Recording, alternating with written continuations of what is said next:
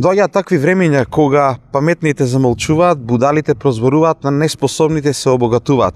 Ова е само една мисла од нобеловецот Иво Андрич, за кого денеска на Филолошкиот факултет професорки од Филозофскиот факултет од Ниш разговараат и презентираат пред студентите во рамките на посета која што ја имаат во рамките на соработката воспоставена помеѓу Филолошкиот факултет на Универзитетот Гоце Делчев Штип и Филозофскиот факултет од Ниш. Сакам да го изразам своето задоволство дека навистина оваа соработка која што ја започнавме во мај оваа година продолжува. Ние бевме поканети, деканката и јас, која што одржав предавање во мај оваа година во Ниш, а сега поканата им ја упативме ним, односно на професорките Снежана Милосављевиќ Милич, на професор доктор Јелена Јовановиќ и професорката доцент доктор Снежана Божиќ. Задоволството е огромно, меѓу другото и заради тоа што ние се надеваме дека во иднина ќе направиме и Еразмус размена, која што ќе придонесе за продлабочување на поврзувањето на универзитетите на овие бивши југословенски простори и на Балканот. Меѓууниверзитетската соработка продолжува и понатаму. Еве Филолошкиот факултет денес ги има како гости професорките од Филозофскиот факултет во Ниш, со кој што воспоставивме соработка, подпишавме меѓународен договор според кој ќе имаме размена на наставен кадар, на размена на студенти и секако најновите достигнувања и на едниот и на другиот факултет. Naše koleginice sa Filozofskog fakulteta u Nišu ovde su predstavile vrlo aktuelne teme studentima Univerziteta Goce Delčev. To su bile teme koje se odnose na primjenu hiperteksta u nastavi jezika i književnosti, zatim jedan jubilej, 125 godina rođenja Ive Andrića i još jedna aktuelna tema koja se odnosi na kognitivnu naratologiju u nauci o književnosti. Mi ove godine proslavljamo zaista veliki jubilej, to je 125 godina od rođenja Ive Andrića. Svi dobro znamo da je on Nobelovac, jedini Nobelovac na ovim prostorima. Prema tome, ja sam kao predavač smatrala da je neophodno da i mlade studente upoznamo sa stvaralaštvom i sa likom Ive Andrića.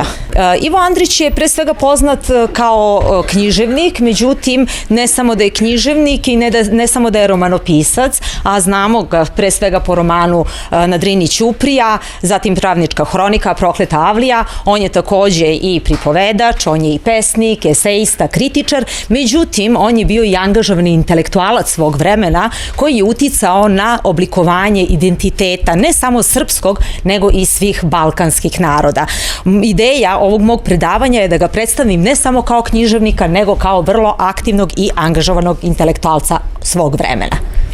Zapravo ovo je samo, ja kažem, drugi korak u saradnji koja je započela, kao što smo čuli, u maju, i naša namera je da pre svega naše katedre, ali i naši fakulteti nastave tu saradnju na svim nivoima, dakle i na nivou veza koje se uspostavljaju između profesora, profesorskog kadra, ali što je nama posebno važno, to je saradnja među studentima, razmena njihova, mogućnost da razmenjuju iskustva, da se posećuju, da razmenjuju teme iz oblasti nauke koje njih zanimaju, i mislim da u tom pravcu će sva naša pregnuća ići u budućnosti.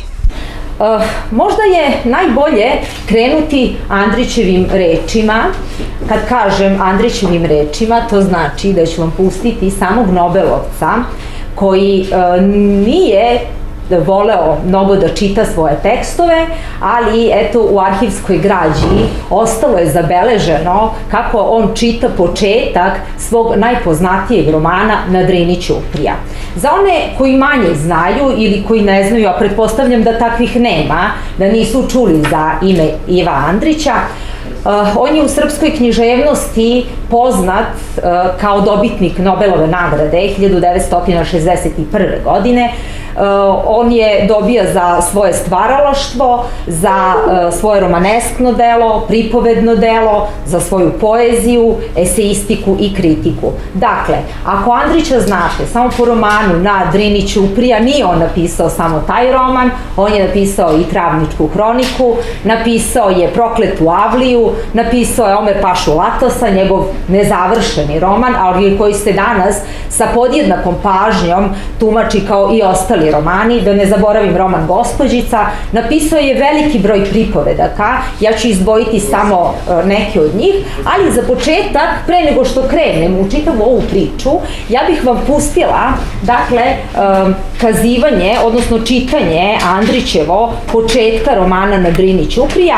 To je zapravo roman hronika, najčešće se tako žanrovski određuje, koji govori o jednom mestu u Bosni i Hercegovini, to je Višegrad, govori o 4 veka na tom prostoru, dakle od tamo 16. veka pa sve do početka Prvog svetskog rata, dakle od trenutka kada Turci u sepetima odvode decu iz tih krajeva kako bi ih pretvorili u janjičare, pa sve tamo do 1914. godine i do rušenja prelepog Višegradskog mosta.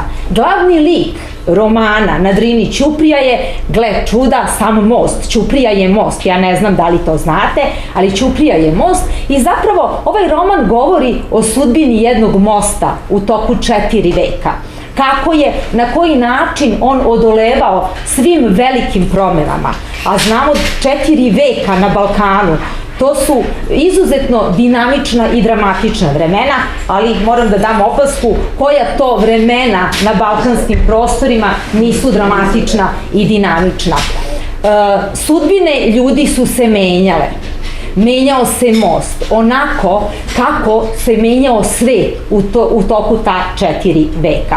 Roman je izuzetno kompleksno kompozicijski osmišljen, u pitanju je mozaička kompozicija i ima onih proučavaoca koji kažu da se pojedini segmenti, i to je zaista tako, mogu se čitati kao samostalne celine. Na gotovo kraju svakog poglavlja dato je jedno promišljanje o mostu. Most se nalazi kao centar Andrićevog stvaralaštva i njegov možda najbolji esej, i možda najbolji esej napisan na srpskom jeziku upravo je Andrićev esej Mostovi. Dakle, jezgro njegovog stvaralaštva okrenuto je ka mostovima, ali ne mostovima u onom bukvalnom značenju reči, nego i u prenesenom značenju te reči.